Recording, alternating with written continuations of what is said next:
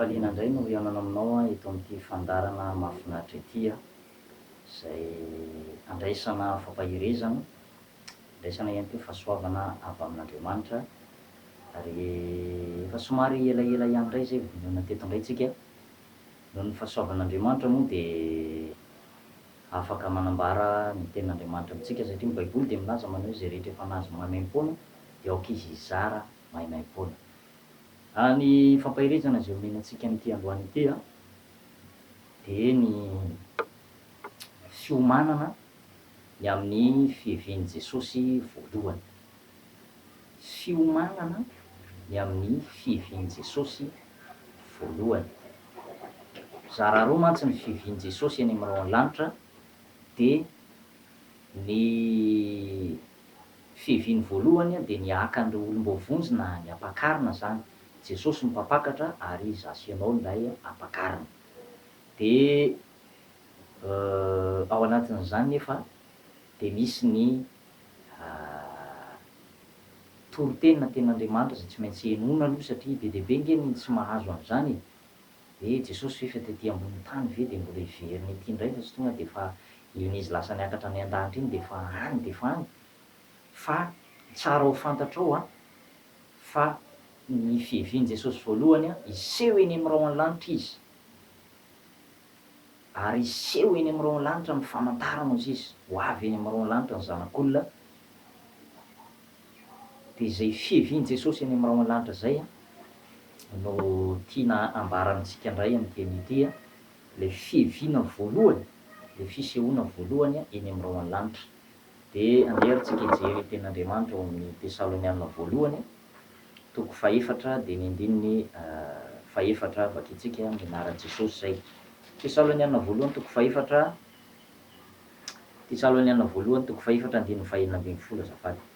Izao mivaky ny teny amin'ny anaran'i Jesosy.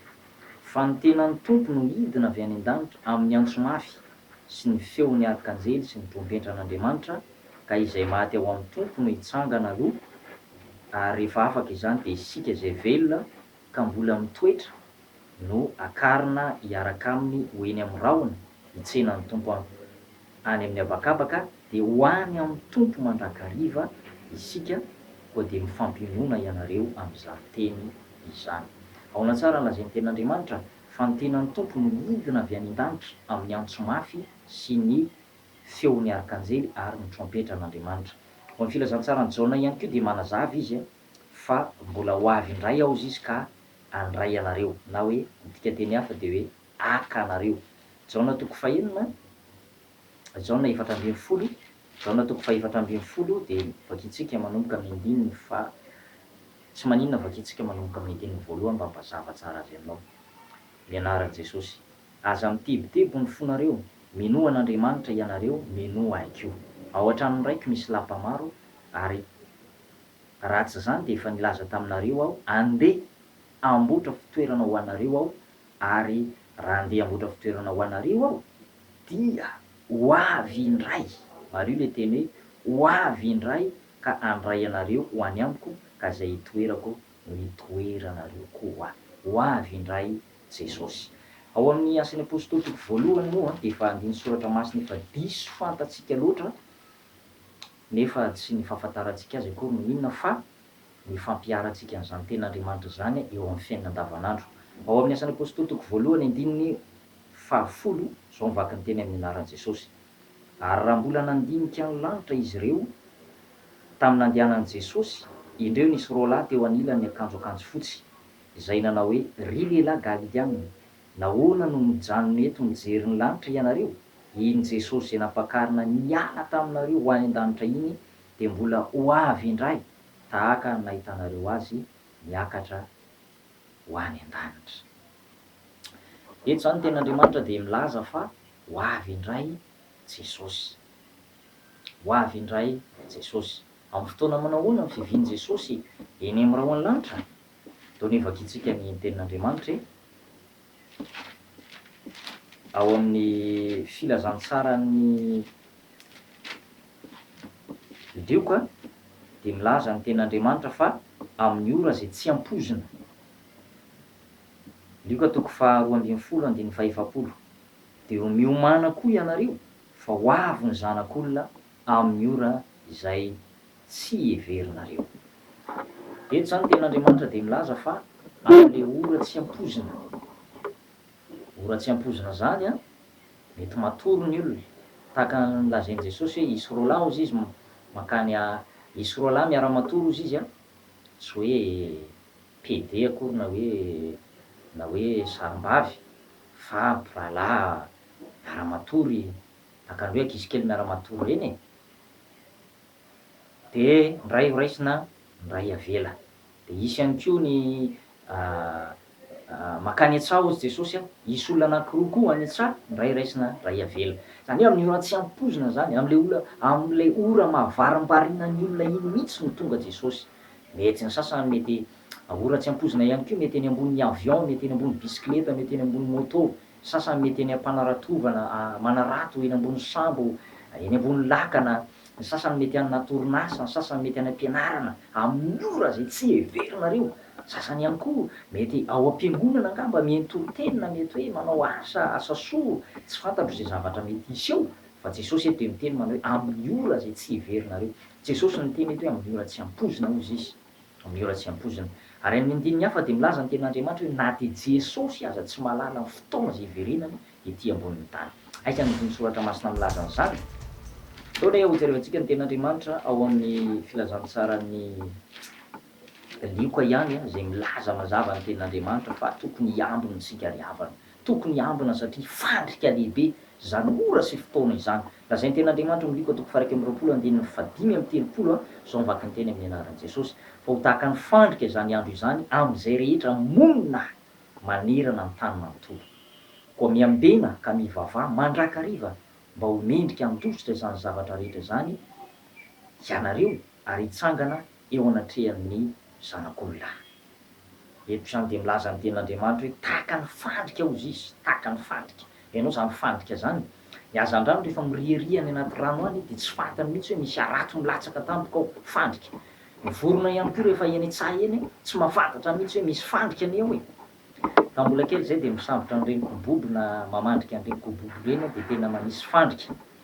De reny le kofehy tubinot reny miloko volontany na marron zany.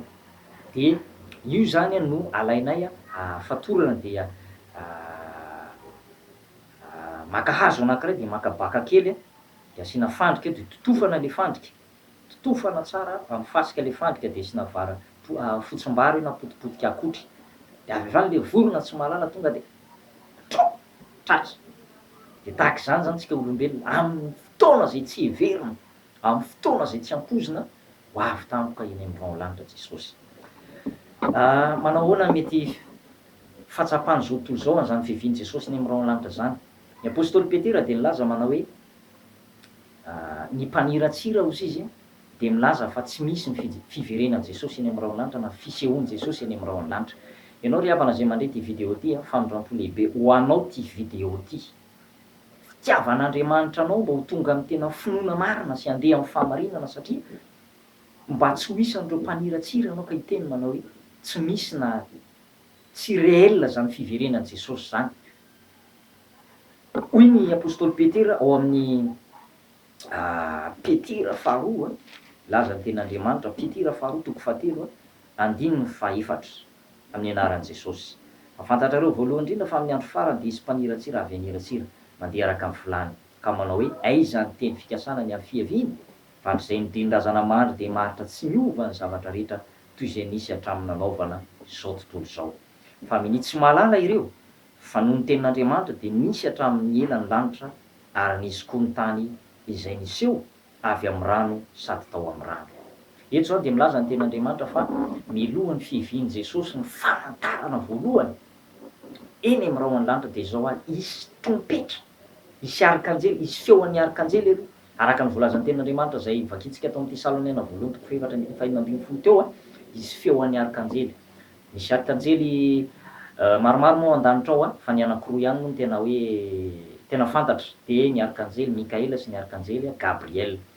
De amin'ny fiavian'i Jesosy voalohany io zany de andre feon'ny arkanjely tsika. Faharoa manarak'izay de hisy feon'ny trompetra. tsy mitovy amin'le trompetra ety ambony tany reny fa trompetra hafa mihitsy, tena hafa mihitsy io trompetra io ry havana, ary de andre feo mandre an'io daholo ny rehetrarehetra, andre an'izany daholo ny avy any antsinanana, ny avy any andrefana, ny avy any atsimo, io ny voalazan'ny ten'Andriamanitra. Tena raha ho avy eny amin'ny rahona lanitra zany Jesosy de rahona hafa kely mihitsy no isehoany Jesosy, rahona hafa kely mihitsy fa tsy mba tahaka ny rahona tsotsotra, ary izy de avy amin'ny kery sy ny voninahitra lehibe ozy ny voalazan'ny ten'Andriamanitra, avy amin'ny kery sy amin'ny voninahitra lehibe. Azonao zany, tsy mitovy amin'le rahona tsotsotra zany zay hoe io rahona hitantsika io moa zany antsoina hoe habakabaka de misy rahony, fa tsy mba rehefa ho avy eny amin'ny rahona lanitra Jesosy de mandre daholo ny rehetrarehetra, de iny Jesosy fa niseho, ary ao anatin'ny fraction de seconde de ovaina ao anatin'ny ray mpimaso ny olona amin'izany fotoana zany. Ka ny zavatra iseho zany aorianan'ilay fanenon'ny trompetra, rehefa maneno ny trompetra an'Andriamanitra de ny maty ao amin'ny tompo nitsangana aloha, ireo raha lasy anabavy zay maty tao amin'ny tompo nanompo an'Andriamanitra, natahotra an'Andriamanitra, ny bebaka nandray an'i Jesosy Kristy tompo sy mpamonjy tenany manokana, manana ny fanahy masina, manana tombo-kasihan'ny fanahy masina, manana anarana voasoratra any amin'ny boky ny fiainana, de ireny olona zay efa maty reny hitsangana aloha, zany hoe io varavara-pasana io rangolahy io de hipoaka, ary de misy tena vaovao zay omen'Andriamanitra, tsy tena mety maty, tsy tena tena ny fahalovana fa tena vaovao, zany hoe vatana spesial mihitsy, de mitsangana reny maty reny rehefa avy eo de manarakarak'izay ao anatin'ny minitra vitsy de isika zay velona ka mbola mitoetra ozy ny ten'Andriamanitra. Mitoetra ahoana moa? Mbola ao anatin'ny famasinana, ao anatin'ny fatahoran'Andriamanitra, manompo an'Andriamanitra tsara, tsy mangalatra, tsy mijangajanga, tsy mamitaka, tsy mandainga, tsy mitendry-dratsy, tsy misotro toaka, tsy manopy sambo, tsy mankahala sy rikoriko-pahotana, ny olona manana an'izany toe-po sy toe-panahy zany no tafakatra amin'izany fotoana izany. Petraka ary ny fanontaniana, ianao ve mba rikoriko-pahotana? Ianao ve mba efa nanenina tamin'ny fahotana sy ny ota lasa rehetra zay nataonao sy ny fahadisoana rehetra zay nataonao? Fa ny olona mibebaka ihany sy manenina ny amin'ny fahotana no voaray amin'izany fotoana izany. Ny tena fibebahana marina ry havana de zao, hoy ny voalazan'ny ten'Andriamanitra hoe mitondra alahelo araka an'Andriamanitra, fa ny alahelo araka an'Andriamanitra ozy izy de miasa ho fibebahana, ho famonjena tsy hanenenana, zany hoe misy alahelo ao, misy tahotra an'Andriamanitra ao, tsy te hiverina ny lalana naleta aloha intsony fa zao bebaka, ary de lalana hafa indray no andehanana tsy miverina ny lalany teo aloha intsony, zany hoe fanapakevitra hevitra mihitsy zany. Zay le olona hoe mbola mitoetra, sika zay velona ozy izy ka mbola mitoetra tsara no akarina miaraka amin'ireo olona zay maty tao amin'ny tompo de hiakatra ho any amin'ny tompo, ho any am'le fampakaram-bady ny zanak'ondry. Zay fito taona, ravoravo fito taona any an-danitra, zany no tena zavatra mahafaly ry havana, izy fampakaram-bady ny zanak'ondry na hiandro any Jesosy le mpapakatra de isika le ampakarina, de isy fety be, lanonana tsy manam-paharoa any an-danitra any. Mahita lanonana anao eto ambonin'ny tany, fifaliana, firavoravoana fa mbola mihoatra lavitra noho izany ny any amin'izany atao hoe fampakaram-bady ny zanak'ondry izany. De zao ary ny fanontaniana mipetraka anisany voaray ve ianao? Anisany tafakatra ve ianao? Fa Jesosy raha tonga ety ambonin'ny tany de tsy tonga hitory teny intsony izy, fa tonga hamaly ny olona rehetra araka ny asany. Zay aloha de fahamarinana mipetraka zay, tsy tonga hitory teny intsony Jesosy fa tonga hamaly ny olona rehetra araka ny asany avy. Zany ry havana ny zavatra zay ataony Jesosy rehefa ho avy eny amin'ny rahona lanitra izy. Zay no itenenako aminao hoe ianao io ve mba efa tena mba vonona ianao io ve mba efa mba misaintsaina an'izany sao de variana fotsiny eo amin'ny katesizma, mampianatra katesizma ny ankizy nefa ianao aza tsy vonona, sao de variana fotsiny eo amin'ny fombafomba sy ireo zavatra ety ivelany, tahaka ny hoe fitahiana fotsiny ihany nanosika anao hivavaka, tahaka ny hoe fanasitranana fotsiny ihany nahatonga anao niditra am-piangonana, tahaka ny hoe zavatra ara-materialy fotsiny ihany no idiranao am-piangonana. Zany raha mbola zany ny fiainanao de tsy mafiorina zany ny fanapahan-kevitra tsy tena mbola tena vonona marina ianao zany a tena hitsenan Jesosy a eny amin'ny raho an-lanitra. Fa kosa raha manana fanapahan-kevitra ianao hoe za nompon'Andriamanitra satria lanitra ny tanjoko, mba tiako mba ho voaray a am'zany ora sy fotoana izany a raha ho avy eny amin'ny raho an-lanitra Jesosy. Ka dia zay ary ny fampahirezana nomenantsika aloha tam'ty androany ity a. Am'manaraky tsika mbola hijery toy an'zay a lohahevitra zay a satria zavatra lehibe zay a. Aorianan'izay moa de aloha kely ny fividian'i Jesosy eny amin'ny raho an-lanitra, mbola tsara ianarantsika koa zay inona ny zavatra hiseho a aloha kely ny fividian'i Jesosy eny amin'ny raho an-lanitra, fa ny ianarantsika androany aloha zany a de ny zavatra hiseho a tena le am'le fiaviany voalohany. Menantsika telo hoe misy ny feon'ny trompetra, ny feon'ny arkanjely aloha voalohany indrindra miantso mafy sy ny feon'ny arkanjely a, de avy eo ny trompetra n'Andriamanitra mitsofina, faharoa manaraka zay a izy savoron-tany eto ambonin'ny tany eto satria ny anankiray ho raisina, ny anankiray ho avela hozy ny tenin'Andriamanitra. Ary zay rehetra tsy hita sy manjavona am'zany fotoana zany a nomena an'le tena vaovao, tena tsy mety lo, de ifampitady ny olona am'zany fotoana zany, nakaizy dadatoa, nakaizy nenitoa, nakaizy neniraivo, nakaizy i koto, nakaizy irasoa, nakaizy irabe. Am'zany fotoana zany tena manjavona, isy fanjavonana eto am'ty zao tontolo zao ty ary isy tabataba.